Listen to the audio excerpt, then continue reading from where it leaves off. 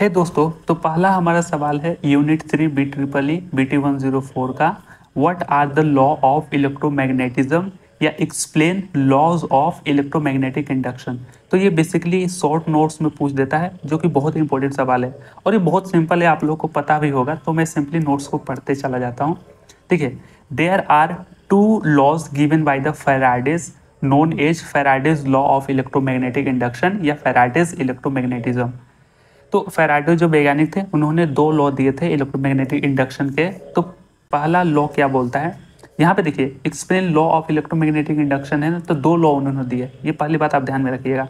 तो पहला लॉ क्या बोलता है, first law states that whenever a conductor या coil is placed in varying magnetic field. Varying magnetic field का मतलब क्या हुआ, चेंजिंग मैग्नेटिक फील्ड। अगर आप किसी कोइल या कंडक्टर को किसी चेंजिंग मैग्नेटिक फील्ड के अंदर रखते हैं तो एन EMF, ये जिसको इलेक्ट्रोमैग्नेटिक फोर्स भी बोलते हैं, an EMF is always induced in the conductor और कोयल।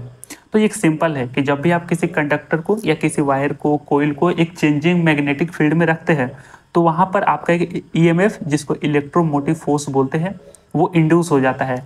लेकिन मेन मुद्दे की बात क्या है आपका, देखिए अगर conductor circuit if conductor circuit is closed then a current also flows through it called induced current। ये एक इंपॉर्टेंट बात है। अगर जैसे ये आपका कोयल है, ठीक है, ये आपका कोयल है और यहाँ से आप मैग्नेट लेकर इसको फॉरवर्ड या बैकवर्ड आप सेक कर रहे हो, तभी तो यहाँ से चेंजिंग मैग्नेटिक फ्लक्स उत्पन्न होंगे। तो यहाँ पे एक EMF इंड्यूस हो रहा है और अगर ये कंडक्टर या कोयल अगर क्लोज है तो वहाँ पर एक करंट भी फ्लो करने लग जाता है, जिसको इंड्यूस्ड करंट बोलते हैं। ये पहला लॉ बोलता है फैराडेज का। अच्छा देखिए, यहाँ पे जो मैग्नेटिक फ्लक्स है ना, इसको जनरेट करने के दो तरीके होंगे। या तो आप एक मैग्नेट लाओ और उसको सेक करो, या कि AC सप्लाई दे देते हैं, जो कि AC सप्लाई स्वयं में ही एक अल्टरनेटिंग है। तो वहाँ पर अल्टरनेटिंग करंट दो, तो जो चीज़ें चेंजेस होती है ना, वहाँ पर मैग्नेटिक फ्लक्स उत्पन्न होता ही होता है। तो AC सप्लाई दे दो या फिर मैग्नेट ला दो। तो ये दो तरीके हैं जिससे मैग्नेटिक फ्लक्स जनरेट करवा सकते हैं, और किसी कोयल में अगर उसको चेंज करेंगे तो वो वहाँ पर EMF इंड्यूस होगा, और कोयल क्लोज है तो वहाँ पर इंड्यूस्ड करंट भी जनरेट हो जाएगा। ये बहुत ही सिंपल रहा। दूसरा लॉ क्या बोलता है, सेकेंड लॉ, देखिए the second law states that the induce EMF in a coil is directly proportional to the rate of change of magnetic flux. ये बहुत ही इंपॉर्टेंट बात बोली जा रही है। पहले लॉ के अनुसार तो इंड्यूस जनरेट हो गया, EMF इंड्यूस हो गया, तो जो आपका EMF है ना, EMF जो इंड्यूस हुआ, the induce EMF in a coil is directly proportional to the, ये directly proportional to the rate of change of magnetic flux. देखिए मैग्नेटिक फ्लक्स को फाई से डिनोट करते हैं, तो रेट ऑफ चेंज क्या होता, dφ/dt। ये हो गया, EMF is directly proportional to the rate of change of magnetic flux. यहाँ पे यही बोला जा रहा है सेकंड लॉ के अनुसार, जितना तेजी से आप इससे उत्पन्न होने वाले मैग्नेटिक फ्लक्स को चेंजेस करेंगे, उतना ही तेजी से इसमें भी EMF इंड्यूस होगा।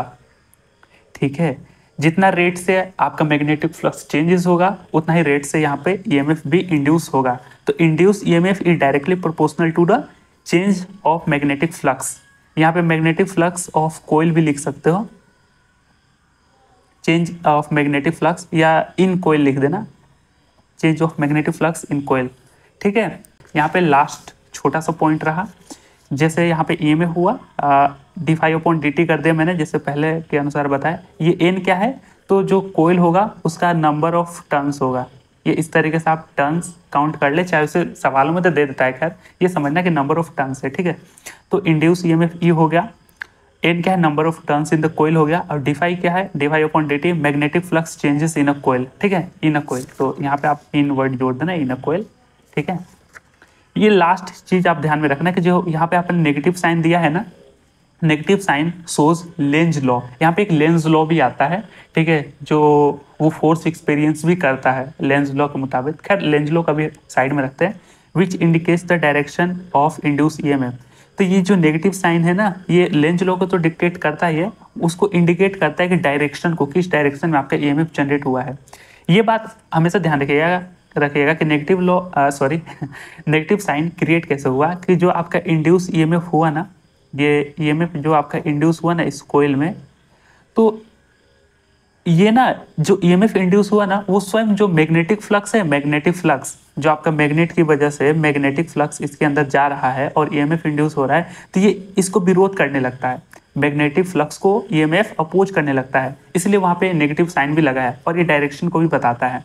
ठीक है, ये बहुत ही सिंपल वर्ड्स है, खैर उतने डीप में जाना नहीं है, ये चीज़ें बहुत सफिशिएंट लिखी गई है, अगर आप लिख लोगे तो हाई चांसेस है कि अच्छे मार्क्स मिल जाएंगे। ठीक है, तो ये एक सिंपल सा शॉर्ट नोट सवाल है। तो थैंक्स, मिलेंगे अगले इंपॉर्टेंट सवाल में। धन्यवाद।